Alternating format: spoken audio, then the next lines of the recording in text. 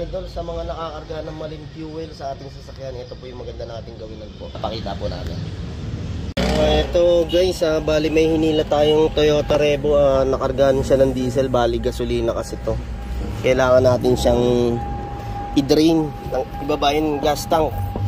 Yan, hinila na rin natin kasi timirik na siya. Okay yan, bali unleaded po kasi siya, nakargahan siya ng diesel.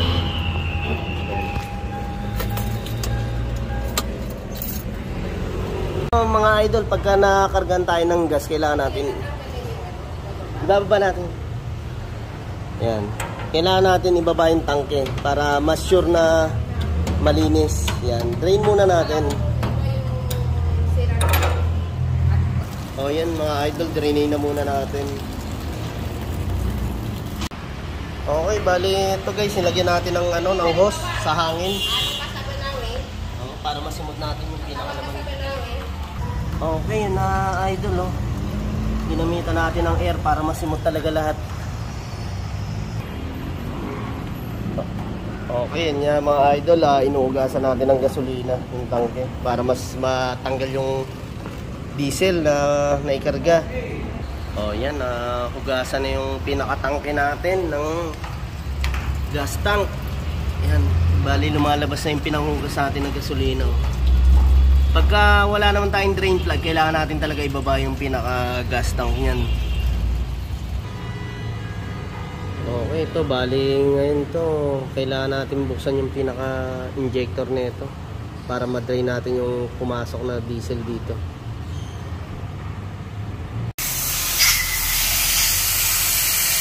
Ayan, bali nililinis na natin yung pinaka injector niya. Dinidrain yung laman sa loob.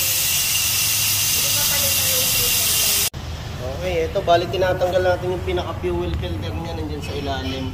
Yun para papalitan na rin natin. Ito bali, ito na yung pinaka fuel filter natin. Papalitan na rin natin yan para mawala talaga yung laman na diesel dito. Ayan. Okay, syempre mga linya rin pinagtatanggal natin para ma-drain natin yung mga diesel na naikarga rito sa ating Toyota Revo. Yan. Para mas malinis na malinis. Pagka kung sakaling mangyari sa inyo yung ganito, pero syempre maganda para hindi na mangyari pag nagpapagas tayo, yun, double check na rin natin. Hindi maiwasan, nagkakamali yung mga gasoline boy natin or pump attendant.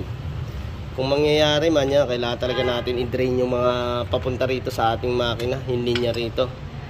Tsaka yung fuel filter, palitan na natin para sure na malinis. Yun.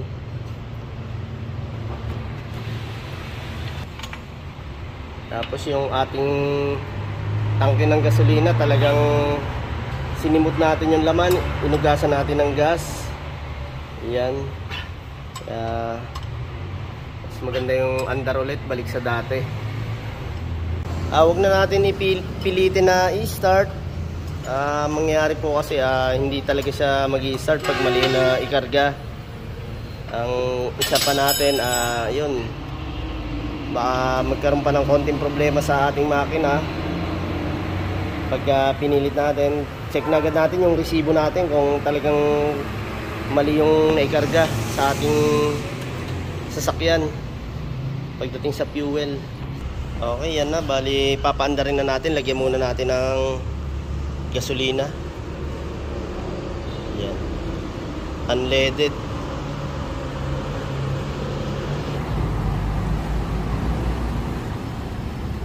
Ito kasi nasimot yun lang yung gasolina niya, kaya ang ilalagay natin 8 liters para umandar. Okay, naubos na natin yung 4 liters, isa pa para mas mas pumasok sa ating linya yung gasolina.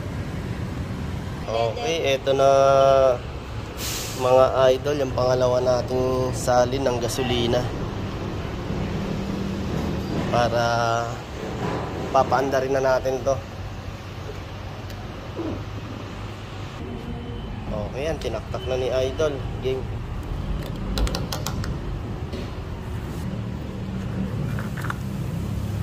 Nangyari nga yung ganun, wag muna natin diretso i-start. On lang muna natin para pumasok yung ating gasolina sa mga linya. Tapos off uli natin, susi uli. Yung ganun lang guys. Tapos maya maya i-start na natin yan.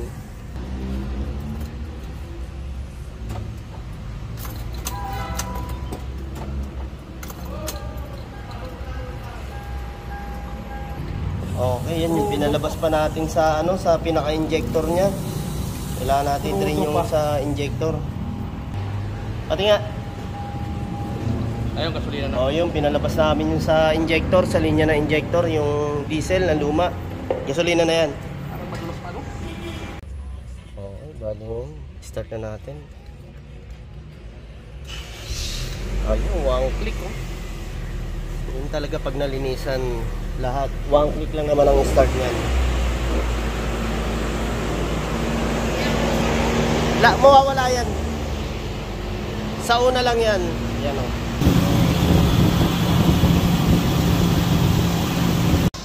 Ayun, kung mangyayari man sa inyo mga paps yung ganon, na nakarga ng maling fuel, diesel sa inyong sasakyan, sundin lang po natin yung step by step kung paano natin na i-drain yung maling gas or diesel na ikarga sa ating sasakyan. Hindi naman maapektuhan yung ating sasakyan. Pag na-drain naman natin po lahat ito, pwede na natin i-start, talagang wala tayong magiging problema dito. Sundin lang po natin yung tamang proseso sa pag-drain tsaka pagpalit ng fuel filter o linis ng linya ng mga fuel line. Okay, thank you po. Itong AE Car Care Services.